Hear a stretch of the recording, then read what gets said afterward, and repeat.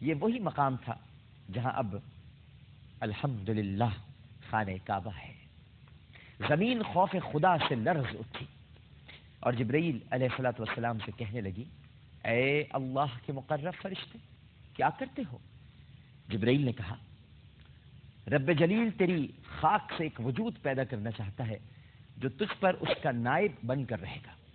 زمین پکاری، اے جبرائیل، تجھے اللہ کا واسطہ ایسا نہ کر۔ اس وجود سے جنات کی طرح اگر کوئی سرکش اور نافرمان مخلوق پیدا ہوئی اور اس مخلوق پر اللہ نے اپنے عذاب نازل کیے تو یہ عذاب بالواسطہ مجھ پر بھی نازل ہوں گے۔ میں سیلابوں کی زد میں آؤں گی، زلزلے مجھے پھاڑیں گے اور قحط سالیاں مجھے اجاڑ دیں گی۔ حضرت جبرائیل علیہ السلام کو زمین کی داد و فریاد پر رحم آیا اور وہ خاک لیے بغیر واپس چلے گئے۔ انہوں نے جا کر خدائے ذوالجلال کے حضور صورت اپنی ساری داستان بیان کی اور صورت احوال بیان کی۔ اللہ نے حضرت میکائیل علیہ السلام کو اسی غرض سے زمین پر بھیجا، مگر وہ بھی زمین کی منتوں اور سماجتوں پر پسیج گئے۔ پھر حضرت اسرافیل علیہ السلام حکم خداوندی پر آسمانوں سے زمین پر اترے، زمین نے ان کے سامنے بھی گریہ اوزاری کی۔ حضرت اسرافیل علیہ السلام نے بھی اللہ سبحانہ و تعالیٰ کے پاس واپس آ کر اپنی معذوری ظاہر کر دی۔ مقصد یہ نہیں تھا کہ یہ فرشتے معاذ اللہ کے اللہ کے حکم کو پورا نہیں کر رہے، یہ سب کچھ اللہ کے حکم سے ہو رہا ہے ناظرین، سب کچھ اللہ ہی کے حکم سے ہو رہا ہے۔ تب اللہ رب العزت کی طرف سے حضرت اسرائیل علیہ السلام کو زمین سے خاک کی مٹھی لانے کا حکم ہوا۔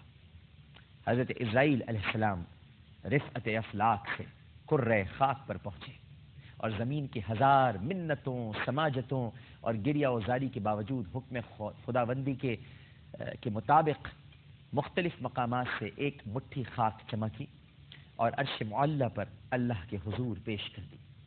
اللہ سبحانہ و تعالی نے ارشاد فرمایا، اے اسرائیل، میں اس مٹی سے ایک خاکی پتلا بناؤں گا، پھر اس میں جان ڈالوں گا، پھر تجھی کو اس جان کو قبض کرنے پر مامور کروں گا۔ اسرائیل علیہ السلام نے عرض کیا، اے رب العزت، اے میرے پروردگار، ملک الموت کی حیثیت سے مجھے قابل نفرت جانا جائے گا، تیرے بندے مجھے بھلا برا کہیں گے۔ اللہ سبحانہ و تعالیٰ نے ارشاد فرمایا، ایسا نہیں ہوگا اسرائیل، میں انسانوں کے لیے موت کے اسباب پیدا کر دوں گا۔ کوئی پانی میں غرق ہوگا، کوئی آگ میں جلے گا، کوئی بلندی سے گرے گا اور کسی کی موت کا سبب بیماری ہوگی، تجھے کوئی مورد الزام نہیں ٹھہرائے گا۔ پھر اللہ سبحانہ و تعالیٰ نے حضرت اسرائیل علیہ السلام کو قیامت تک کے لیے اجل کی ذمہ داریاں سونپ دیں۔ دوسرے مقرب فرشتوں کو بھی ان کی طبع کے مطابق ذمہ داریاں سونپی گئیں۔ اللہ تعالیٰ نے حضرت اسرائیل علیہ السلام کی لائی ہوئی مٹی کو مکے اور طائف کے درمیان ایک مقام پر رکھا ناظرین کرام، اور جب مقام پر رکھا اور اپنی قدرت کاملہ سے اس پر باران رحمت کا نزول کیا تو کچھ عرصے یہ مٹی بھیگی ہوئی پڑی رہی۔ پھر اللہ سبحانہ و تعالیٰ نے اس مٹی کے خمیر سے حضرت آدم علیہ السلام کا پتلا بنایا۔ 40 برس تک وہ پتلا بے جان و حرکت اسی مقام پر پڑا رہا، یہاں تک کہ وہ سوکھ گیا اور اس میں کھنکھناتے ہوئے برتن یا پختہ ٹھیکری کی آواز آنے لگی۔ اب خدائے ذوالجلال نے اس میں روح پھونکی۔ روح اس تنگ و تاریک پتلے خاکی میں جانے سے گھبرائی۔ اللہ نے اسے 3 بار حکم دیا، آخر وہ حضرت آدم علیہ السلام کے سر کی جانب سے ان کے جسم میں داخل ہوئی۔ جہاں تک روح پہنچتی گئی، جسد خاکی گوشت پوست میں تبدیل ہوتا گیا اور آخر حضرت آدم علیہ السلام کو چھینک آئی اور بإلہام الہی ان کی زبان سے الحمدللہ نکلا۔ جواباً اللہ سبحانہ و تعالی نے یرحمکم اللہ فرمایا۔ جسم میں جان پڑتے ہی حضرت آدم علیہ السلام نے اٹھنے کی کوشش کی، جسے دیکھ کر اللہ سبحانہ و تعالی نے ارشاد فرمایا، انسان جلد باز پیدا ہوا ہے۔ ناظرین کرام، یہیں پر ہمارے انبیاء کو آج اختتام پذیر کرتے ہیں۔ گفتگو کا یہ سلسلہ جاری رہے گا۔ عامر لیاقت حسین کو اجازت دیجیے۔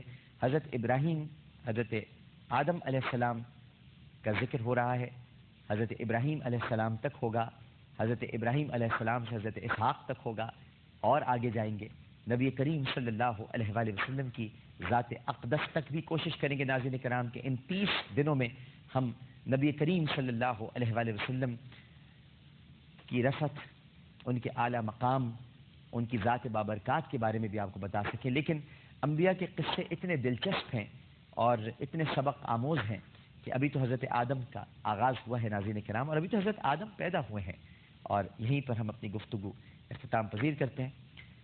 کراچی اور اس کے مضافات میں اذان فجر کا وقت ہوا چاہتا ہے۔ کراچی کے رہنے والے اپنے پہلے روزے کو اختیار کریں اور اس دعا کے ساتھ اختیار کریں وقفے کے بعد، ناظرین کرام کہ جو آج اس شہر میں ہوا ہے ہم اس شہر میں دوبارہ نہیں ہونے دیں گے، اور محبت کے ساتھ، پیار کے ساتھ، عقیدت کے ساتھ اس ماہ رمضان میں عبادتیں کریں گے اور رحمتیں سمیٹیں گے۔ ایک وقفے کے بعد دوبارہ حاضر ہوں گا، لیکن وقفے کے بعد آپ انتہائی سحر کی طرف بڑھیں گے۔ اہل کراچی عامر لیاقت حسین کو اجازت دیجیے، لیکن ایک وقفے کے بعد دوبارہ حاضر ہوں گے۔ ہمیں یقین ہے کہ آپ سب لوگ ہمارے ساتھ ہی رہیں گے۔ السلام علیکم ورحمۃ اللہ۔ السلام علیکم بھائی۔